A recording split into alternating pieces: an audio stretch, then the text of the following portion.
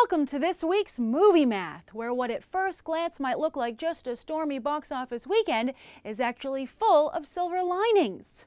First off, you might be sad that after 4 weeks at #1 and after reclaiming the top spot in the first place, Guardians of the Galaxy's impressive run came to an end. But here's your silver lining. Guardians of the Galaxy is the first movie of 2014 to pass the 300 million mark domestically, a benchmark Hollywood has usually reached by now, sometimes with multiple movies instead of just one. Interestingly though, while Star-Lord and company have easily defeated the domestic box office, the worldwide box office is turning out to be a tougher nut to crack.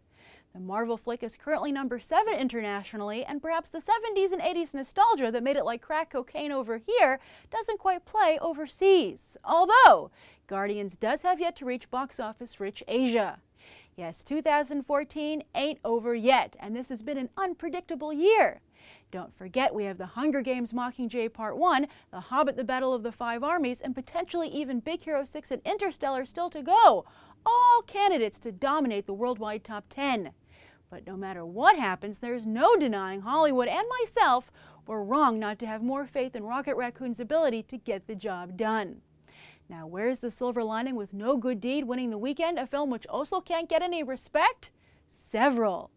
Any way you slice it, Idris Elba has just shown he can open a movie at #1, and a strong #1. This might be just the box office boost he needs to get some real traction in Hollywood, finally. Then this is producer Will Packer's third #1 debut for the year after Ride Along and Think Like a Man 2.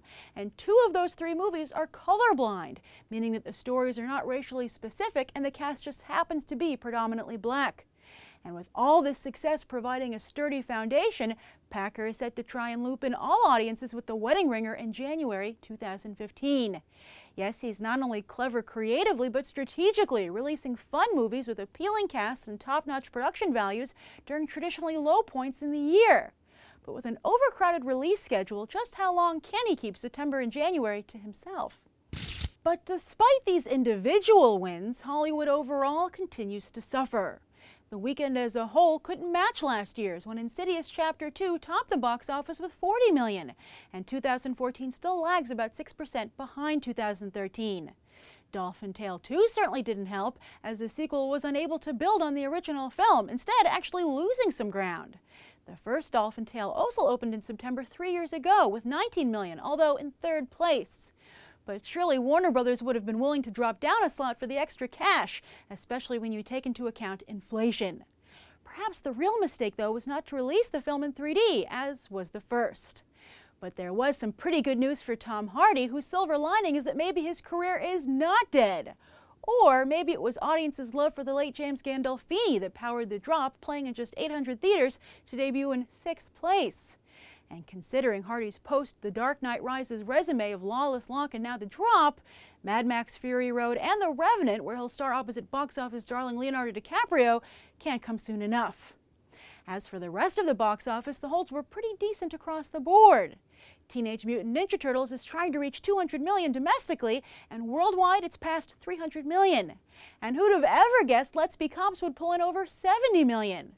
But while the 100-foot journey admirably continues to stay in the top 10 6 weeks out, it's only managed to break even financially, the best it seems Helen Mirren can do on her own. Not everyone can be Meryl Streep. Just ask Emma Thompson. Over in the specialty market, the Skeleton Twins had a surprisingly strong per-theater average, and Kristen Wiig and Bill Hader are both desperately in need of a silver lining when it comes to their careers. But Jessica Chastain's not so lucky, as her passion project fizzled in its debut. Opening in just 4 theaters, this supposed Oscar frontrunner should have delivered a much stronger per-theater average. Perhaps niche audiences are simply waiting to see The Disappearance of Eleanor Rigby as intended, 2 separate films. They'll hit theaters in October. Then this coming weekend, The Maze Runner is set to easily win the weekend, yet not even come close to Divergent's debut, much less The Hunger Games. A Walk Among The Tombstones will have to fight it out with No Good Deed, while This Is Where I Leave You could only hope for a 4th place debut at best. And while Kevin Smith has said Tusk is a result of his simply not caring anymore, it seems audiences don't care either. And that's the weekend box office. I'm Grace Randolph, and we just did some movie math. As always, thanks for watching, and I hope we'll go beyond the trailer for these other top movies.